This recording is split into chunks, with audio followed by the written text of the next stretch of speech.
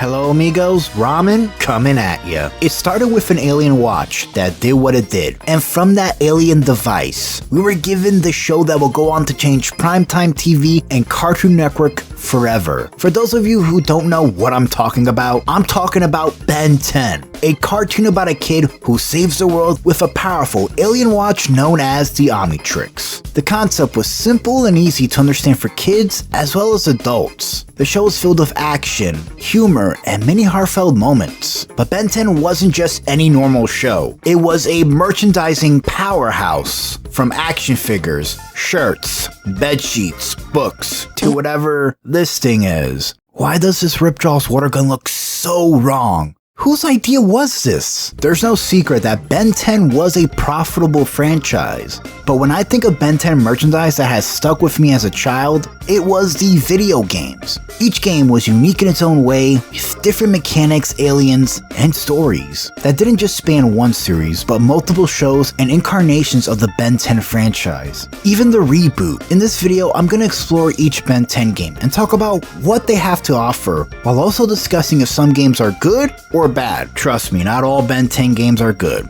I know, I played them all. Just like Ben, slap your favorite alien down and grab a Mr. Smoothie and join me as I dive into the chaotic world of Ben 10 games.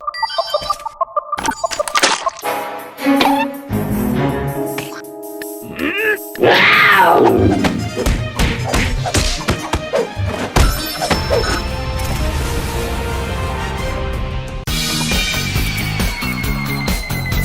In 2007, Ben 10 was airing its fourth and final season. By then, Ben 10 grew as a character, so did Gwen and Grandpa Max. Along their road trip, they also fought iconic villains, and we got some new aliens that became fan favorites for years to come. The people over at High Voltage Studios will not only make the best Ben 10 game, this game will go on to become the blueprint for many Ben 10 games to come. Ben 10 Protector of the Earth released October 30th, 2007. Protector of the Earth can be described as an action-adventure game with beat-em-up elements. Each level will have you beat up a variety of creatures, drones, mutations, and of course, Forever Knights. You have to defeat an enemy to progress through the level. Each level also has a variety of platforming segments as well as puzzle segments. Some levels will have you accelerate and press a button to open a door and run to it before the door closes, or some levels will have you be forearms and move a boulder to get to a certain part of the stage. Each level has very unique ways to get to point A to point B.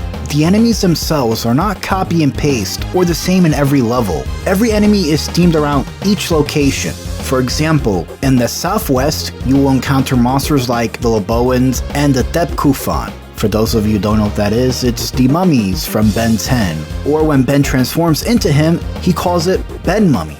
And in the southeast, you'll encounter more or less mutated aliens like Stinkfly or these giant bears made out of diamonds. The developers really took into account a lot of the alien species within the Ben 10 canon. It shows a lot of care was put into the enemies in this game. This goes for the boss battles as well. Each location has 5 levels, with the last location, East Coast, only having 2. You can see a lot of these levels spread across this in-game map. It's very detailed, keeps track of your sumo slammer cards, and has these really funny pics of Gwen, Grandpa Max, and Ben going on this epic road trip. It's really the best level selector I've ever seen in any game. Each location has 3 levels, a boss battle, and a challenge battle. There's also mini bosses. Some of these include Sir Enoch, Hex, Clancy, 6-6, and the best mini boss in this game, Kevin 11. This battle was my favorite as a kid, and even now as an adult, because you fight Kevin and he's actually using all of his powers. Stinkfly's flying, accelerates kicks, diamond heads, diamond shards. Kevin uses every alien power he has. All I'm gonna say is Kevin is in his prime here. As for the other boss battles in this game, the first one you will encounter is this giant vilgax destroyer, which is the tutorial boss, to get used to how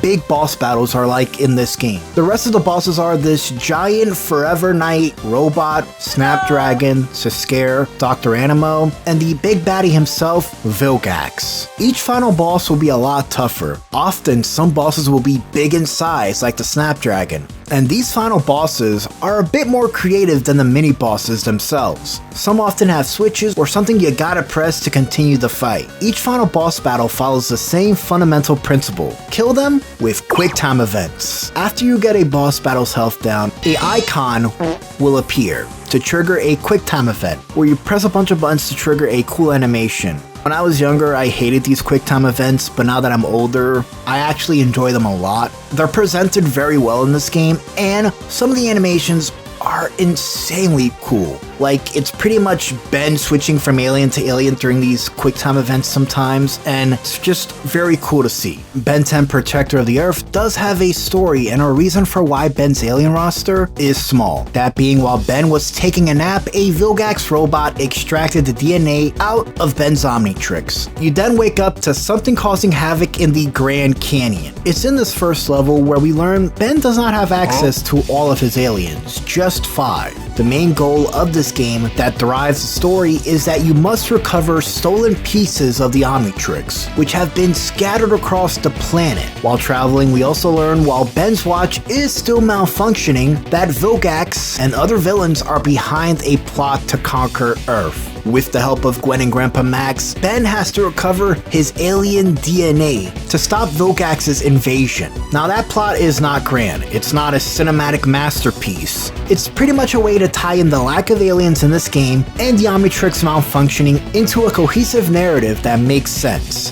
which is nothing new for Ben 10.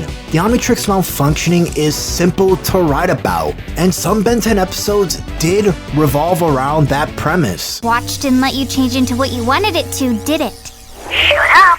So I get using that for the story structure for this game. So the people who play this game, including myself as a kid, complain about the lack of aliens. Why is there only 5 aliens? Why is this the selection? High five!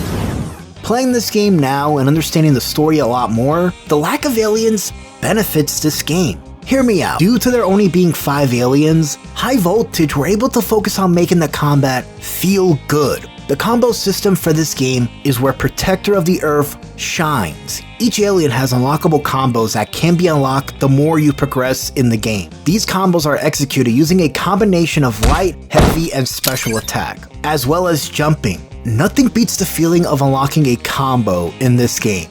One of my favorite combos is Heat Blast's Giant Fire Tornado. Young me was mind blown as a kid, looking at this fiery vortex of pure magma. Accelerate can also perform a speed vortex, which is a nod to that one episode of Ben 10 where Ben almost killed this kid. I'm gonna say it, this dude had it coming. What this game lacks in aliens makes up for with fun combat and combos. There's over 80 unlockable combos combined between Forearms, Heat Blast, Accelerate, Wild Vine, and Cannonball.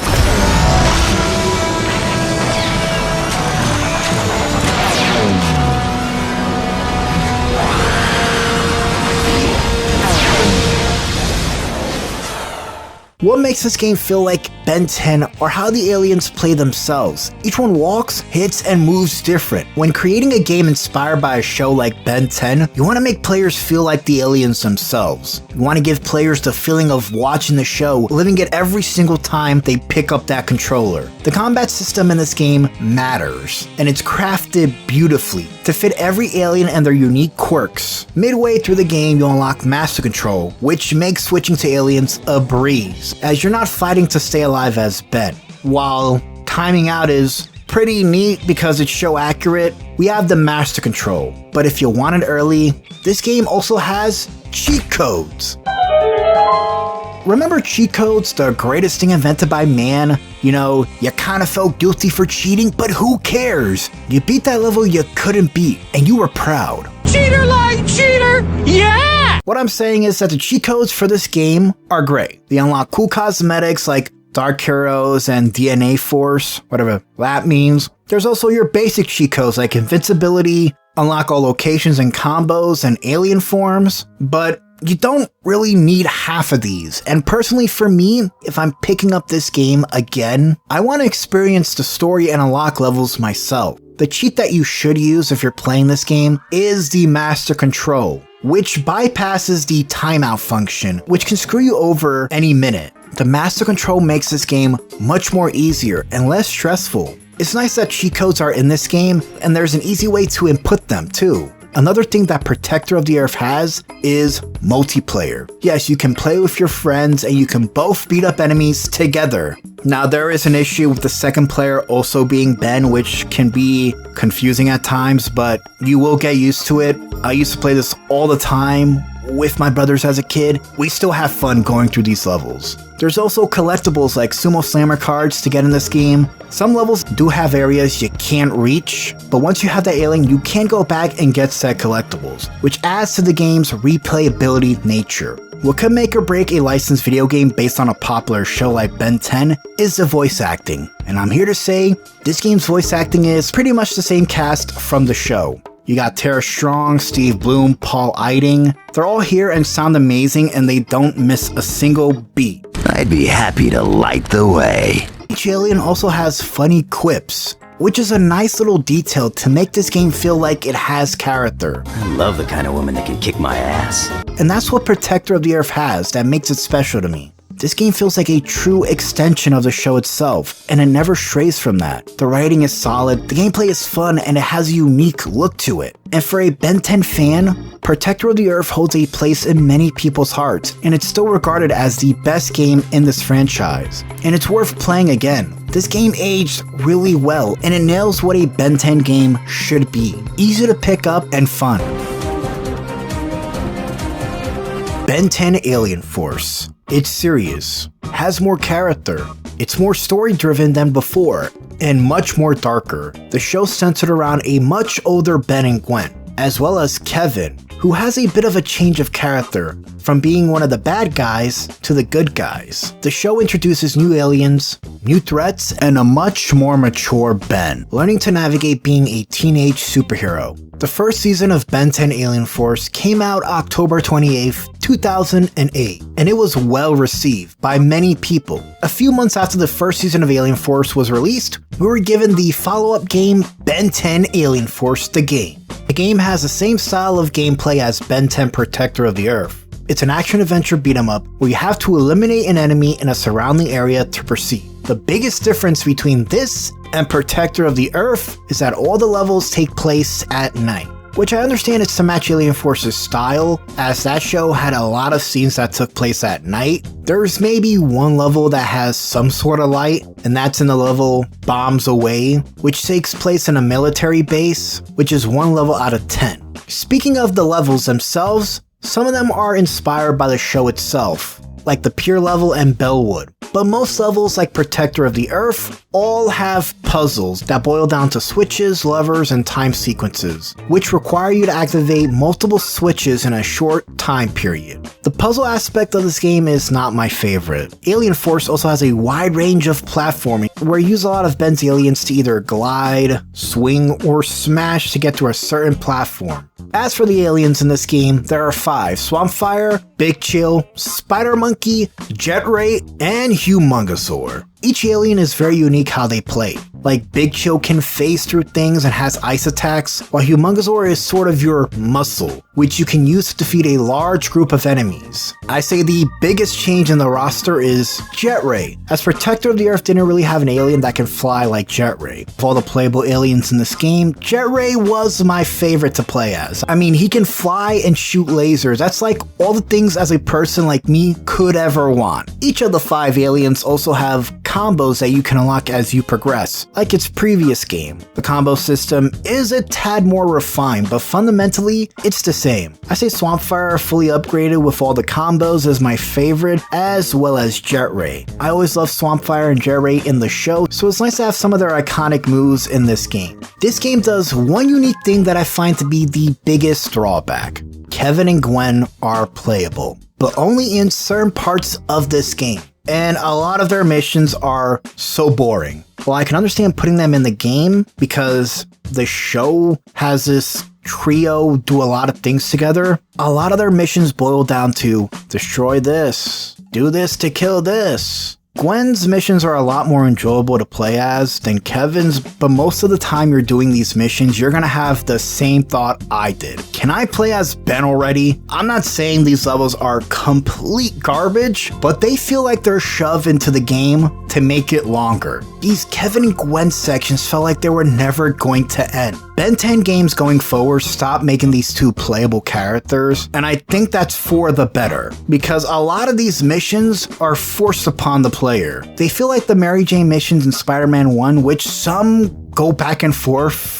on liking and hating, but I hated those missions. They broke the overall pacing and slowed everything down. These levels are not fun at all, but if you like them, kudos to you. I do need to touch on the story of this game, as I do think it's important to understand what this game is going for tone-wise. The story involves Ben, Gwen, and Kevin investigating alien thefts, only to discover Gorvin, who claims to be a plumber, hunting down illegal alien tech. He enlists the trio's help to collect key components without the knowledge of Gorvin's true intentions. The only person who believes Gorvin is shady is Kevin. Gwen and Ben are way too easy to trust him in this game. I'm on Kevin's side throughout this game, which is very weird to say.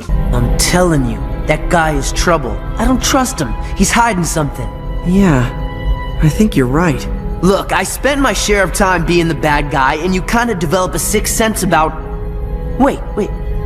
You what now? I said I think you're right. As the team gets more alien tech components, it is revealed by a message on Gorvin's computer that Gorvin was expelled from the plumbers for hoarding and selling alien tech. After defeating Gorvin, a hybrid operative steals a final component energy source. They trace the energy source to a massive weather manipulation tower meant to make Earth hospitable for the hybrid. Ben being not too smart, because face it, a lot of what's going on is kind of Ben's fault in a way, because he was a little too trusting of Gorvin. Ben accidentally activates the tower mechanism, leading the hybrid commander to deliver this insanely good dialogue. You gathered the components needed for our weather array, and you made sure the array was activated in a timely manner. And now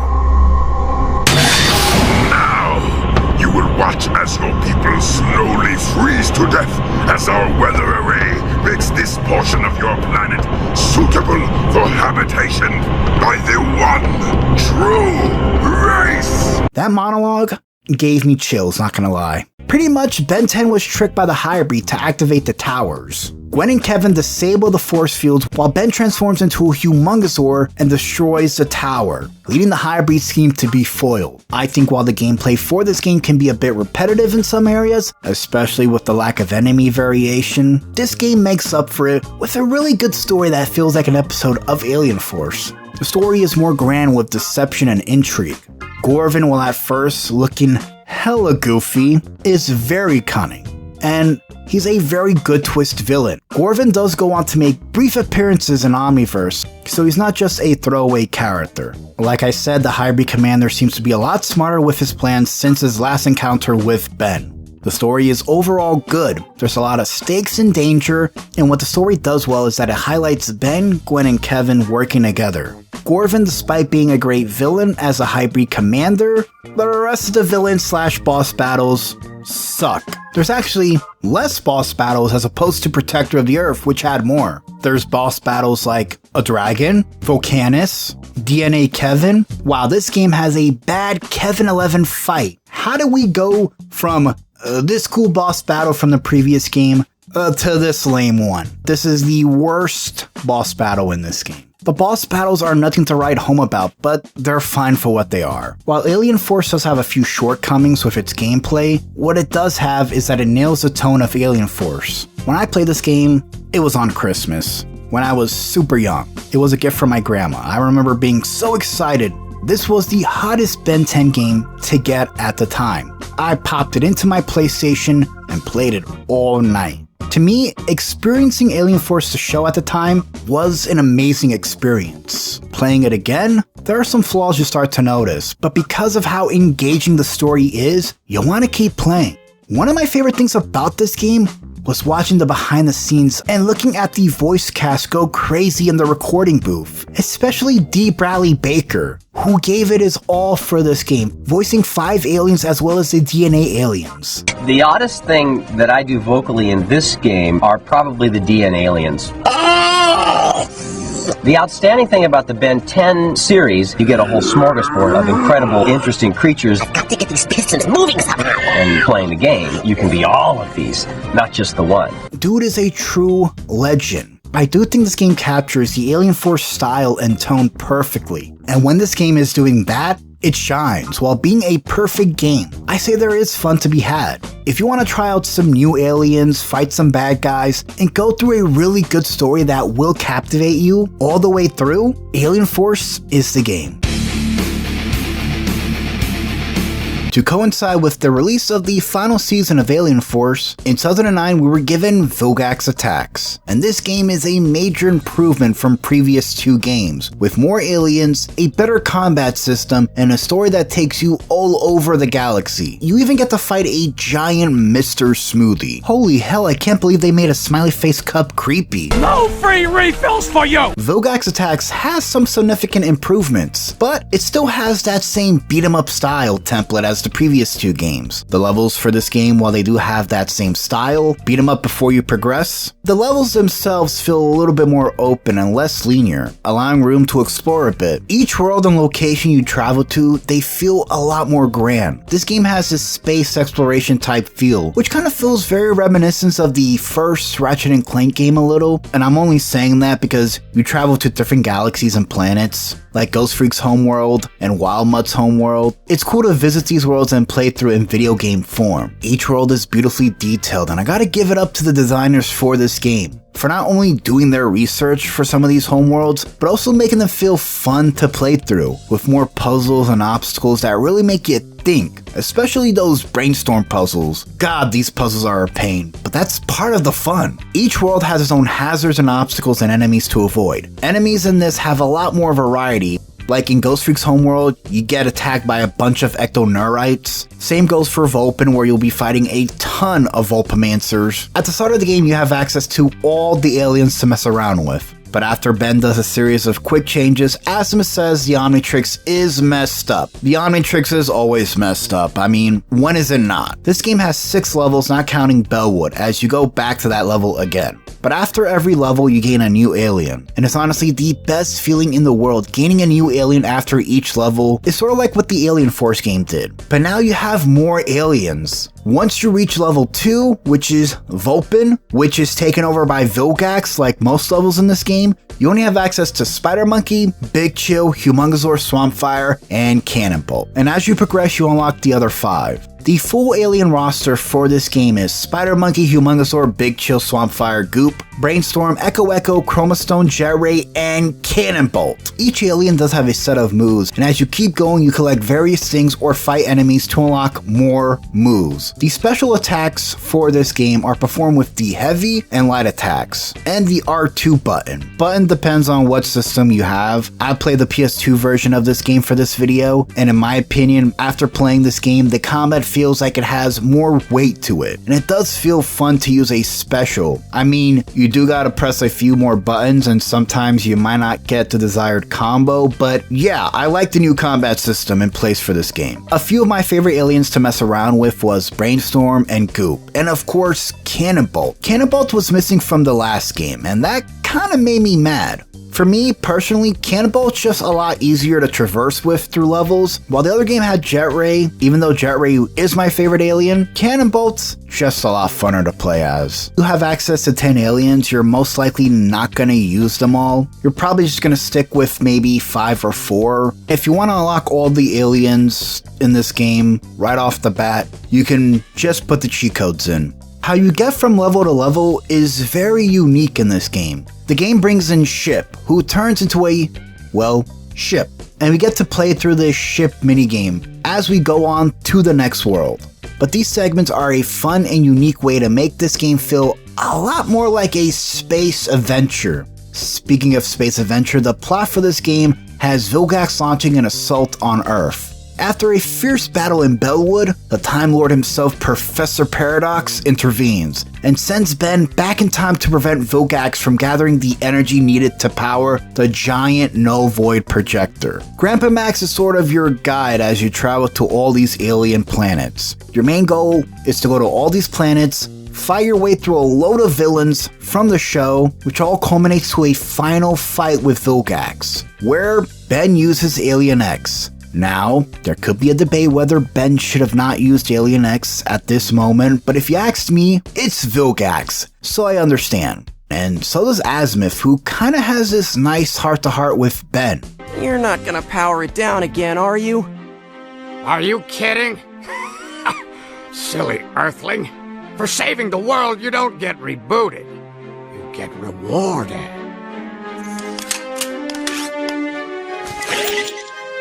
Oh yeah! It is seriously hero time now! Man, I love this cutscene. It's so good. Now, there isn't any post-game content, but none of these games have any post-game content, so that's not something I'm looking for. Vilgax's attack story is good, as it serves as a good bridge between Season 2 and 3 of Alien Force, giving fans a deeper look into the escalating conflict by Vilgax. The story also shows Ben's evolving role as a hero. Would I say the story is better than Alien Force? Well, to me, it's hard to compare, as this game's going for more of a space adventure, while the other game is more of a mystery wrapped in betrayal. But if I had to pick, I say this game's story is a lot better, mostly for the scenes with Azimuth and Professor Paradox. Especially for Professor Paradox. I mean, I just got back into Doctor Who, and Professor Paradox is based on him, so yeah, the story just has more meat to it. Wait, who the heck is calling me? Dan, you okay, man? Hey, did you know that forearms has thick and durable skin? I mean, no, not really. I don't see why that matters, like, at all. Well, it's probably because you're a fake fan, and that's a joke, guys. I'm not making fun of ramen, but I am the realest fan on the planet. Anyway, let's hear a real fan like moi talk about Vilgax Attack. Ben 10 Vilgax Attacks is the fourth Ben 10 video game, being based on the third less favorable season of Alien Force. The game takes a lot from that season, mainly for its bosses and storyline, as it centers around Vilgax once again trying to invade Earth. One of the reasons why this is my personal favorite Ben 10 game is the changes it makes to the gameplay. You get access to a full set of 10, giving you access to the entire Alien Force 10 besides Alien X, because unfortunately we can't have everything our way. Unlike the last two Ben 10 video games that were platforming beat 'em up, Vilgax Attack leans more into the platforming puzzle elements of gaming. You'll find yourself in more spacious areas to fight and move around in, which gives the game so much more personality, especially once you start to hop around to the many alien planets this game sends you to. You'll go from the streets of Bellwood to the jungle environment of Terradino and into the pitch black abyss that is Endor Phantos. This all helps the game stay fresh. This expanded feel of the game gives platforming more scale as you traverse a true 3D world this time, and since this game isn't super polished, you'll find yourself getting kind of fucked over from time to time. I also should clarify, I use the term puzzle loosely for this game, since a lot of the puzzles are just your standard video game box puzzles you'll do with humongous for placing them on the right switches, or under doors to keep them open, having Echo stand on the switch, or the tech puzzle with the help of Brainstorm. The decision to expand the areas you traverse and battle in really makes this game feel like a quality step up from the past ones though. Unfortunately, that expansion came at the cost of the combat. Now, it's amazing you get access to a full roster of 10 aliens this time around, as it makes you feel like Ben 10. However, the combat starts to feel pretty mundane after a few hours. While the last game only gave you 5 aliens to use, they all at least came with some extensive and cool combos to keep the combat loops fun and refreshing. Whereas here, the combos you unlock are nowhere near as fun to use. They're not as flashy as Protector of Earth's combos, where you could do a fire tornado with heat blast or sonic clap with forearms. Instead, Vilgax Attack just has you unlocking different looking projectiles or attacks that seem cool on paper but have no real weight behind them, or are just super fucking slow, because the movement in this game is super fucking slow. The combat is easily my least favorite part and the most undercooked part in this game, in my opinion, right next to the whole ship segments that are like these little Kingdom Hearts gummy ship sections that you can just skip entirely. Oh no, the fact that you can just skip the ship missions entirely just kind of shows that they didn't really give a fuck about those parts. Where I had the most fun with the game's combat is easily in the boss battles. Boss battles here are another highlight in this game, because you fight so many iconic characters, from Charm Caster to Ghost Freak and the great Mr. Smoothie Cup even. But something like Albedo's fight is just, a simple 1v1. Overall, Vilgax Attacks is is a solid attempt at a new formula for Ben 10 in gaming. It's a formula I would have loved to see more of going forward. What just happened? I kind of forgot what I was saying, but I think Dan kind of summed it up best. Whether it be the amazing boss battles like Sascare, Dr. Animal, or Albedo, this game brings in so much established lore and continuity into it that feels amazing to watch and play through. The mechanics are a lot better with a more easier to pick up combo system. The world and levels are fun to play through, and the amount of aliens is insane, like 10, and they're all fun to play with. Vilgax Attacks is a very solid third entry in the series that gives fans like me, who love Ben 10, something that's both exciting to play with its variety of aliens and story that's surprisingly really deep. Also, the game's just a fun Ben 10 game. What more can I say? In 2010, the world was treated to another Ben 10 season, Ben 10 Ultimate Alien. The show was built upon Alien Force, adding new things like Ben being famous after his secret is revealed, and it also adds the most controversial entry in the series, the Ultimatrix, which gave Ben access to ultimate forms of his aliens. This season may be controversial to some Ben 10 fans. I mean, Ultimate Wild Mutt still sucks, just look at him. A few months later, on October 5th, 2010, we were given the fourth mainline Ben 10 video game, Ben 10 Cosmic Destruction. Personally, while I like the 3 games I talked about so far, Cosmic Destruction is the weakest of the series. And that's not to say there's nothing good about the game. The combat is better, you can chain moves together with each alien. Each alien has a special that is a lot more easier to perform, and you can switch aliens mid-combat. So say you're performing a freeze blast with Big Chill, you can switch to Humongosaur and you can finish off the fight. The combat is really good, it's fast, fluid, the animations are clean. The combat kept me playing the game for a while. This game is short. I beat this game in like 5 hours in one sitting, so I was having some fun. My biggest issue with the game is how the ultimates are implemented. While the game gives you access to 16 aliens, including the ultimates, it's not linked to a special meter like you would think, where it will go up as you're fighting and then you could go ultimate. No, the ultimate aliens are touted as the major feature that's on the back of the box. It reads, "Go Ultimate," which Kid Me was so excited about. I wanted to go Ultimate Spider Monkey whenever I wanted. I wanted to go Ultimate Echo, but I couldn't. The developers should have allowed you to freely go Ultimate. The ultimate system is triggered in these small, limited zones in this game. That's honestly my biggest complaint with this game. But once you do get to play as the ultimates, and you play around with them for a bit, they feel pretty good. You have 5 ultimates: Ultimate Echo, my favorite alien, Ultimate Humongosaur, Ultimate Big Chill, Ultimate Spider Monkey, my second favorite alien, and Ultimate Swampfire. These feel good to play as. I just wish there were major highlights and features of this game that didn't feel so restrictive. Now, as for the game's levels themselves, just like the other Ben 10 games, there's still puzzles and obstacles that you have to do to overcome to get through the level. Puzzles are never really a challenge half the time. You're either pushing a boulder with Humongosaur or using Armadillo to hit a button. I do want to bring up the bosses in this game. They're not anything unique. I think every boss battle besides Albedo in his Tokustar form is awful. The game uses Volcanus again. I didn't even like his boss battle in Alien Force, so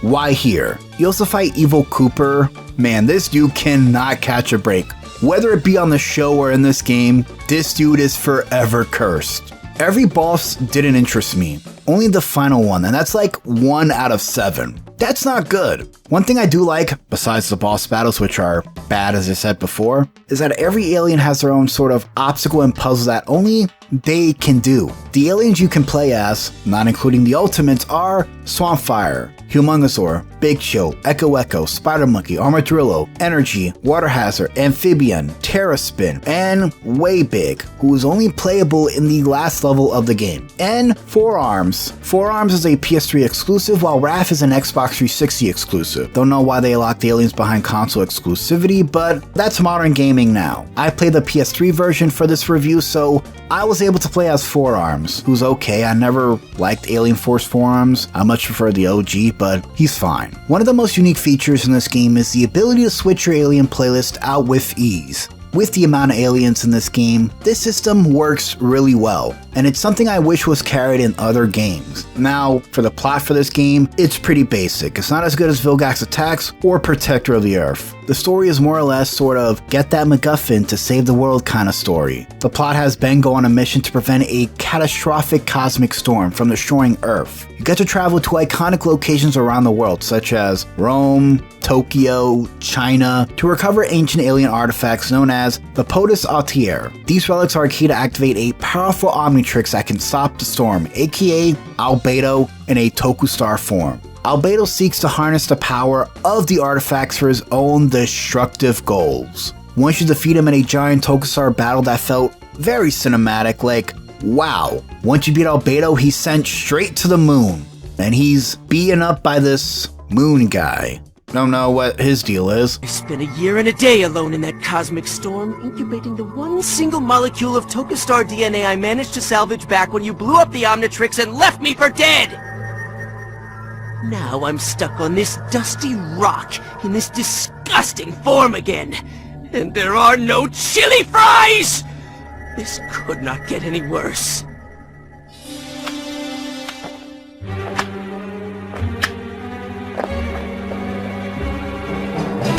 Oh! Ow! Ah! Oh! No! Not the face! Not the face! Does he deserve it? Yeah, I think he killed like a shit ton of plumbers in this game. Not to mention the property damage he did to the city in his Tokustar form. The story for this game, as mentioned, is just okay. There's not really anything that personally hits me like Vilgax attacks. There's just a lot of exposition about the POTUS Altair and why you need to get this MacGuffin, which by the way straight disappears after you defeat Albedo. So like the most powerful artifact felt more or less like a placebo. You're telling me Ben couldn't defeat Albedo without it? This game has a lot of messy writing that honestly leaves me with more questions than answers. Why am I getting another call? Hey, Gray Matter, I'm in the middle of a video here. Oh, I know. So can I get back to talking about this game? I mean, you can, but quick question. Did you know that gray matter species can breathe underwater? I didn't know that, and I don't see why that matters, man. Well, listen, it matters to me. So bye. Anyways, about Cosmic Destruction. Ben 10 Cosmic Destruction is one of the cooler games from the fandom. It not only is able to capitalize on one of the neat gimmicks, which is the ultimate alien function, but it actually introduces a new tool that I fell in love with, which is the POTUS Altair. Now the device itself cooks up the Ultimatrix and makes it even more powerful. Beyond just having a really cool design, it also gets an iconic final fight against the evil blue Weibig that Albedo uses, and that was awesome. For a fun fact, we never actually see Albedo turn into a Tokustar ever again outside of this game, so it's pretty cool. But we do see this blue Weibig again all the way over in Ben 10 Destroy All Aliens, so that's pretty neat. Anyways, I think adding an extra buff to the already buffed watch is kinda redundant and gimmicky, but it was my favorite element from that game besides those dope ultimate transformation sequences that got me like, oh my god! Wow! Overall, I think the game does repeat their general idea of a beat 'em up 3D top-down game, but overall they compound on it so well with the lore expansion about the Galvans and their idea of my race being smart when it comes to dealing with incredibly powerful devices. Well, most of the time. Thanks. I don't know how or why you interrupted me, but I'm starting to think maybe this might be a thing in this video that I can't control, but either way, you do have a pretty good take on this game that's a bit different from mine, and that's okay. Cosmic Destruction might not be the best Ben 10 game story-wise. I mean, the writing is like 50-50 at times, but regardless, the gameplay itself, despite the Ultimate Alien's restrictions, is pretty solid. I love the quick change alien mechanic. It makes the gameplay feel very quick and smooth, especially in combat. Cosmic Destruction has a lot of neat ideas and mechanics that I like, but to me, it's not the ultimate Ben 10 game I was promised on the back of the box. While I do have some fond memories of staying up late playing this game, there's flaws that are very hard to ignore. Cosmic Destruction has a lot of missed potential, but by no means is it a bad Ben 10 game.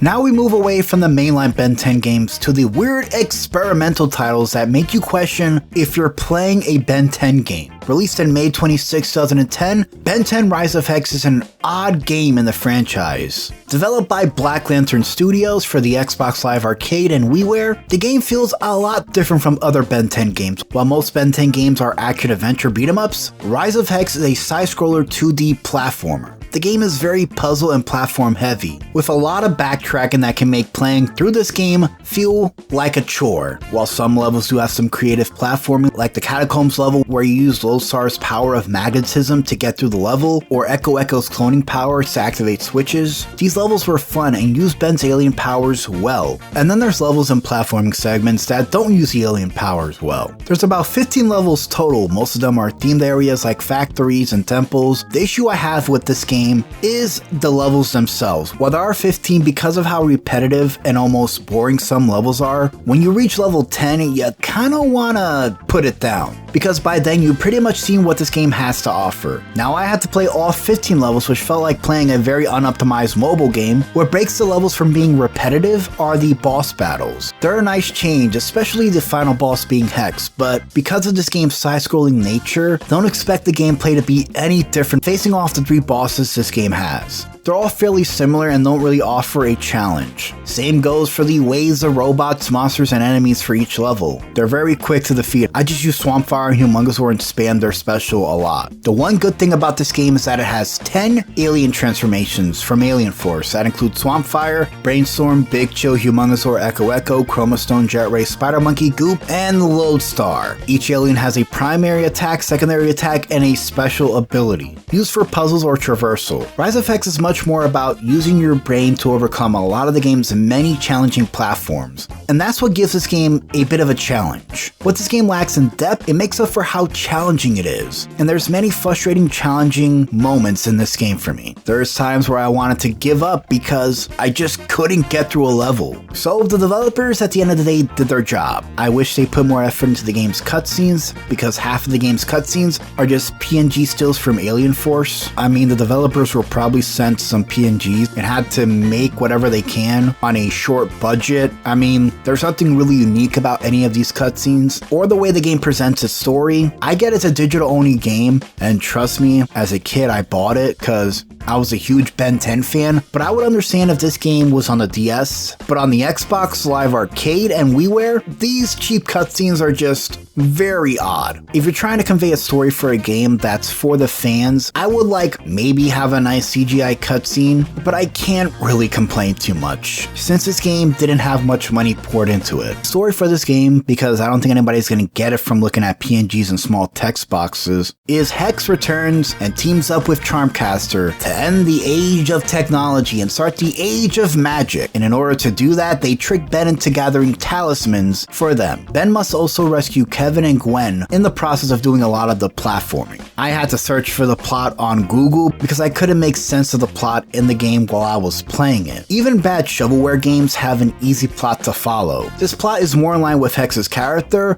but it sucks. This game has a few issues here and there that are very prevalent upon playing the game, but I do think the saving grace for this game is the game's art style. The aliens as well as the backgrounds do look good, and it does make the game have a unique identity for a low-budget licensed game. But it's hard to ignore while playing this game how monotonous it felt while going through some of these levels and puzzles. It's fine for a few hours, but not a whole sitting. To call this game cheap shovelware is not the right word, because there are aspects of this game that have genuine effort put into it, especially the game's art style and the amount of aliens you can select. But because of the lack of depth in its gameplay and how tedious it felt, I personally think the game is mediocre. It's not good or bad, it's in the middle. Like, if you want a very puzzle-oriented Ben 10 game, this is for you. But for me, while I like a few things about the game, it's not a game I would call bad, but I would not pick it up again anytime soon. What happens when you combine Ben 10 and Mario Kart? You get Ben 10 Galactic Racing, another experimental Ben 10 game that I found kind of fun. Just hear me out. Galactic Racing is like many kart racers that came before it, whether it be Mario Kart or Sonic Racing or whatever this game is. But what sets Galactic Racing apart is that it incorporates a lot of Ben 10 in its universe. Each of Ben's aliens have their own karts, and each alien has a unique special that they can do while racing. The game has power-ups that can be very unbalanced at times in certain races, but some are also useful. Galactic Racing also has drifting, mid-air stunts, everything you could want from a car racer. I actually had a lot of fun racing against a computer in this game. Weird to say, but because this game is primarily a car racing game, I don't really expect it to be much. Don't get me wrong, it's a clear copy and paste of Mario Kart, but it has something to it. There's 25 tracks with 5 planets total, which means there's 5 tracks for each planet. A lot of these tracks do have some life to them. They're not just empty tracks, there's hazards to avoid, as well as secret paths to take to get ahead of other racers. What makes any racing game good is the character roster. There are 15 playable characters total, from Ben himself, Kevin, to Vilgax, who looks so funny driving a small cart. How does Vilgax fit in that thing? There's also Ben 10 aliens like Heat Blast, Raft, Big Chill, and Fast Track, a character made exclusively for this game, and was later brought into Ben 10 Ultimate Alien. Some people say Fast Track sucked. While I don't hate him, to me, he's not better than Accelerate. Not even close. Each alien and character has a card specifically designed for them. I stuck with the Kinacelerin card, which you can unlock using a promotional code, which you can find on Google. This is the card I use for every race. I might have come in 5th place half of the time, but that's because I suck at racing games. But if you're going into Galactic Racing looking for a deep story, you're not gonna find it.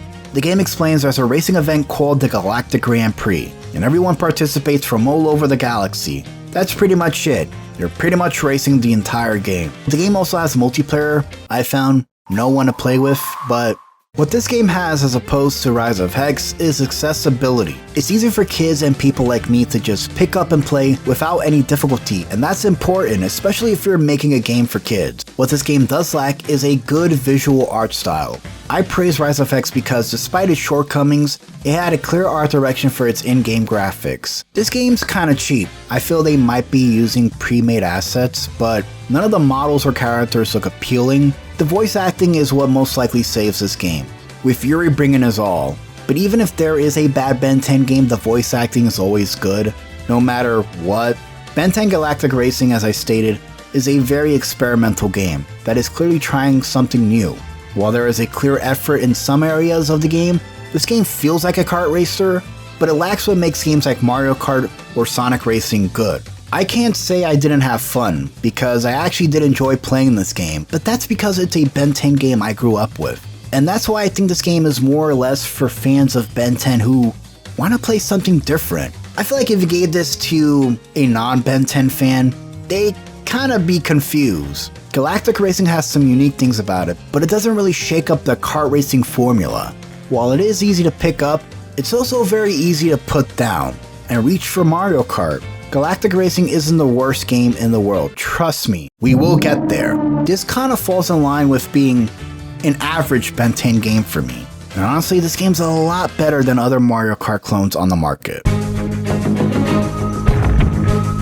As Ben continues his pursuit of being a hero, he's met with a little bit of a shakeup when his new partner in crime, Rook, joins him, making for a very polar opposite duo. Omniverse is not just another season of Ben 10. It's the last season that has a lot of very impactful moments that will go on to be remembered by many Ben 10 fans. A few days after the premiere of Ben 10 Omniverse, we got Ben 10 Omniverse the video game. The game, again, made by Monkey Bar Games, the same people who made Galactic Racing and Alien Force. Ben 10 Omniverse was released for almost every console, and I mean every console. What sets the Omniverse game apart from the Alien Force games is that it has a more unique art style that almost matches the show's new art style. Every alien and character is vibrant. There's bold outlines on each character to give it more of a cartoony vibe. This game's art style delivers a faithful look and feel that matches Ben 10 Omniverse. This game's art style is truly breathtaking, and for the target audience that this game is going for, everything is bright and colorful just like the show itself. The art style isn't the biggest change to come to the Omniverse game. The mechanics are much different. While Omniverse does follow the traditional action-adventure beat-em-up formula that previous Ben 10 games like Protector of Earth and Alien Force followed, there's a bit of a twist with the game, allowing you to play as both young and teen Ben in this time travel-esque story. The plot revolves around 16-year-old Ben and 11-year-old Ben, as well as Rook,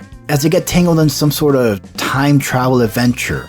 After Ben confronts malware, he absorbs Rook's proto-tool and triggers a time distortion. sending Rook back several years into the past, where he encounters a younger Ben. Rook must team up with younger Ben as well as older Ben to find out what's happening. It alternates between past levels with young Ben and Rook preventing malware from gaining more power, to present day levels where Teen Ben must fight malware who plans on rewriting history. Gameplay style blends so well together with the plot and sets this game apart. Both young and Teen Ben both have a different set of aliens. Young Ben has the classic playlists like Accelerate, iGuy, Wildvine, as well as Feedback. Feedback is a new addition to the Omnitrix. And Teen Ben has the modern playlists like Gravitack, Blocks, and Sasquatch. The dual gameplay style makes this game. This game is rather short, but it's very entertaining to play through. I prefer modern Teen Ben's aliens, mostly because he has Blocks. And Blocks to me is a peak alien. Love my Lego gorilla. A lot of the locations and levels in this game are either from the show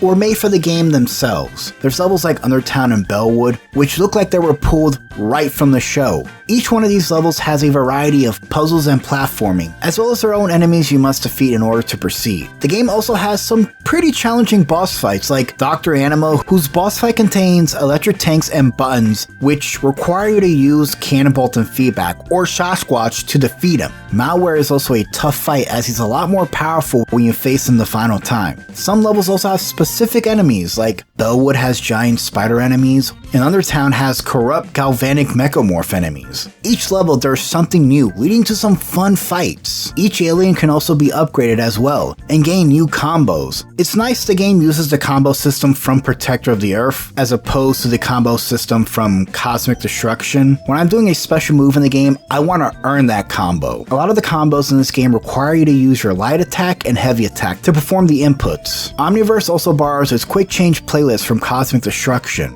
a system that I love, as you can pick 4 aliens you can switch to on the fly mid-battle. It's pretty easy. My least favorite part about the Omnitrix this time around is how fast it times out, especially if you're performing a special attack. It was frustrating how many times I was timing out in this game, which made me want to avoid using any specials half of the time while I was playing this game. Omniverse, both gameplay and story-wise, both have its upsides and downsides. Like, the gameplay doesn't have cinematic cutscenes like other Ben 10 games. Instead, it uses in-game models to tell the story, accompanied by voice acting. Yuri does his thing, but sometimes when characters talk, it doesn't match with their lips, or the models look rather stilted at times. Omniverse does have multiplayer like any Ben 10 game, but where those games allow you to play solo and have a character or clone Ben drop in anytime in the game, if you're playing solo, you're stuck with an AI partner, Rook, which doesn't always work out all the time. Rook can be frustrating at times, getting stuck or dying. It was a real pain. The camera was also an issue at times. I had a few technical issues, especially while jumping,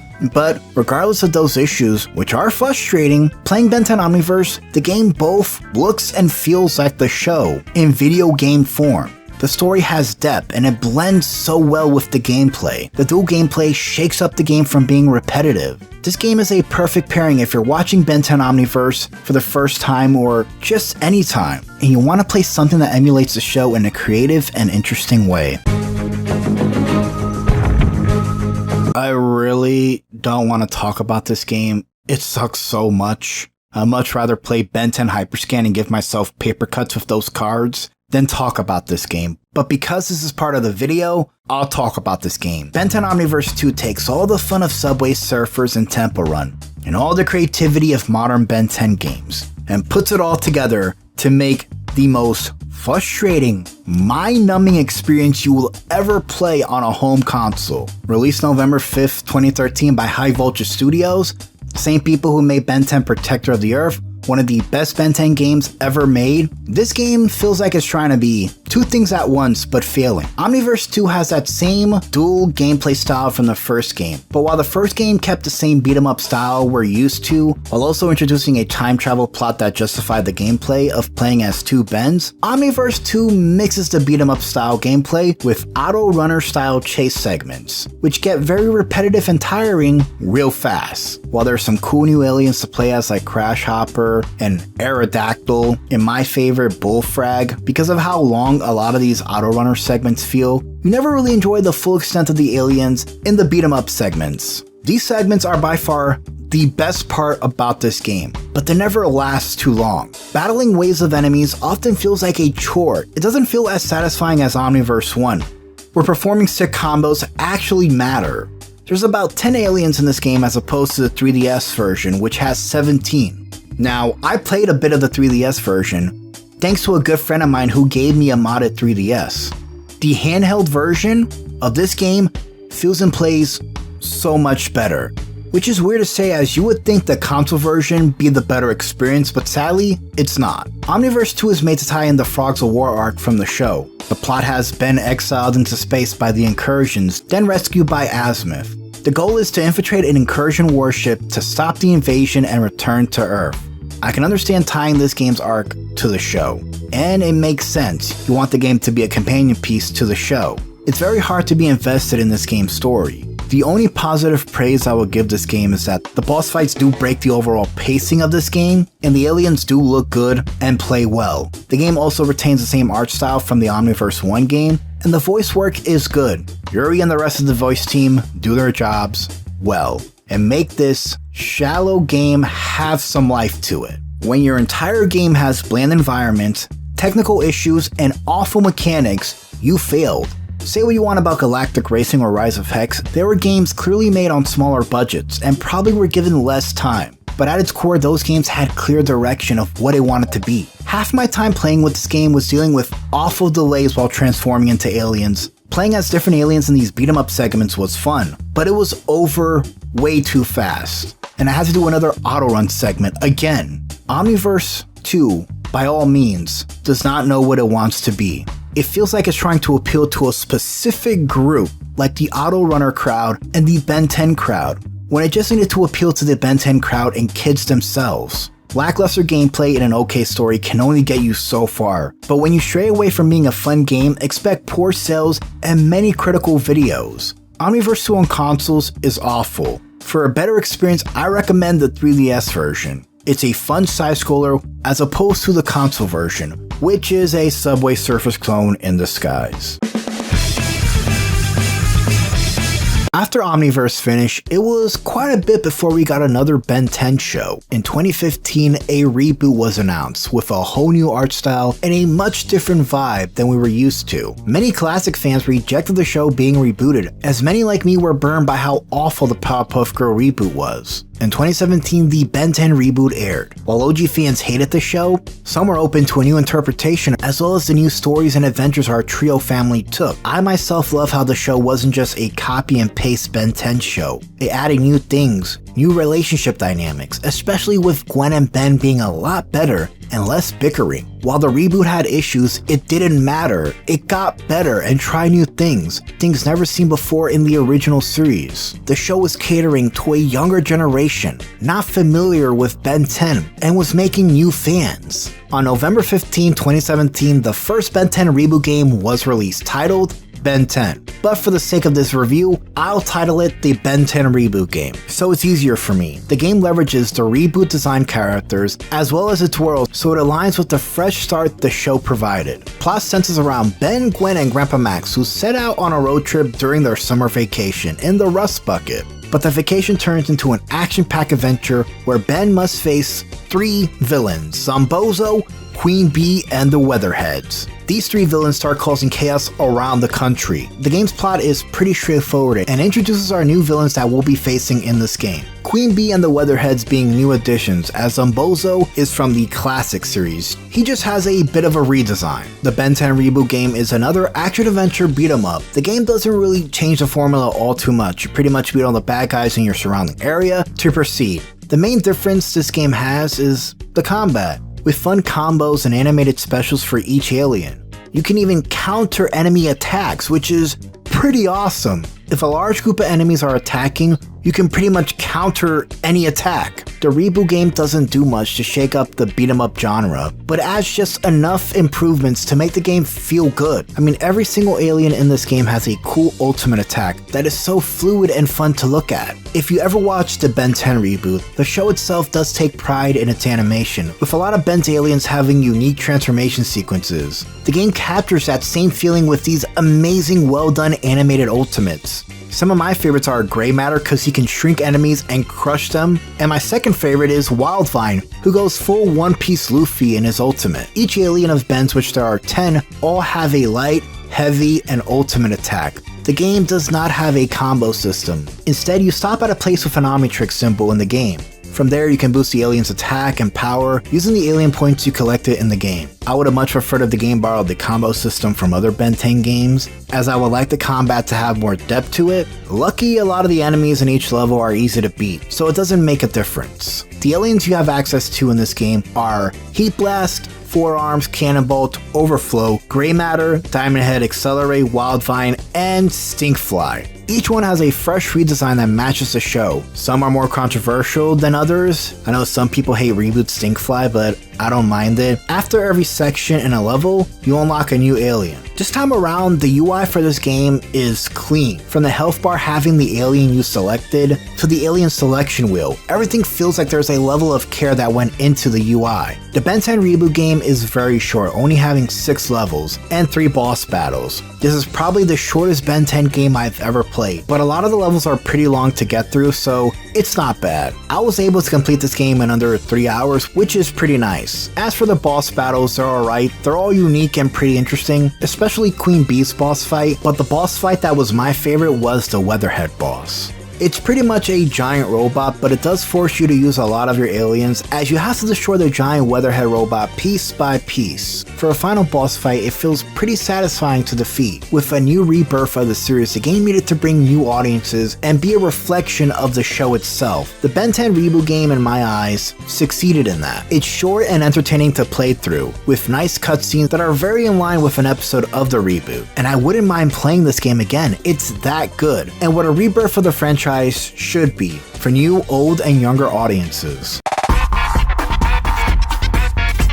A open world game could be one or two things. It could be fun with loads to do, or it could be boring with many bad and repetitive missions. Ben 10 Power Trip is a refreshing entry in the Ben 10 series because it does what no other Ben 10 game has done before. It's open world, leading to so many possibilities for exploration. Power Trip's plot has Ben, Gwen, and Grandpa Max enjoying their European vacation. However, things quickly go wrong when Hex appears and unleashes a powerful curse using 4 mysterious crystals scattered across the continent. His plan is to use said magical crystals to gain ultimate power and rule the world. Pretty predictable villain stuff. These magical rifts also affected Ben's Omnitrix as well, because it's not a Ben 10 game if the Omnitrix isn't always messed up somehow. As a result of the curse, Ben only has 6 aliens in the game. Don't start out with any aliens. Instead, anytime a rift is open in the world, you gain a new alien, which you have to use to traverse your way out of the rift. Kind of like a mini training session for how to use your alien.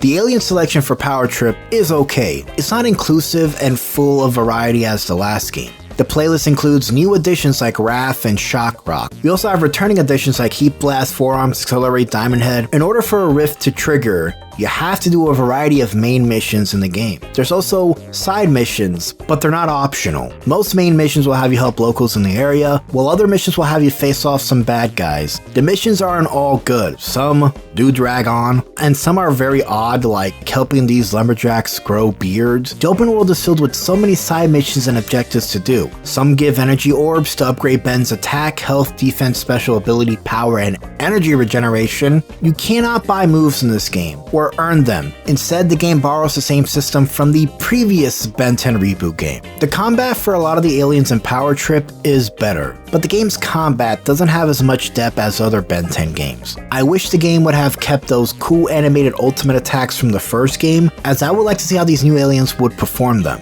The 6 aliens could be used to traverse the huge open world and solve puzzles, and do a variety of platforming as well. Not all aliens are good for traversal. Until you unlock Accelerate, it's a pain to get to point A to point B in the game. The game does give you a scooter so you can traverse and get to places faster, but Accelerate was the main guide for me for getting through this open world. as he can grind on rails and run pretty fast, almost like Sonic in a way. Raph, Diamond Head, Shock Rock, Forearms, and Heat Blast were my go-to for combat, although most often than not I used Forearms the most, as he has this Sonic Clap that can kill a good amount of enemies. You know what will be a game changer in this game? Alien X. I mean, if you saw Alien Extinction, which is one of the Ben 10 reboot special movies, imagine the raw power of crushing enemies as Alien X in the open world. Alien X? Are you stupid? I know it was a stupid thought, but not enough to summon KURO. Pretty cool, I guess. I'm starting to realize half this video is people calling me stupid.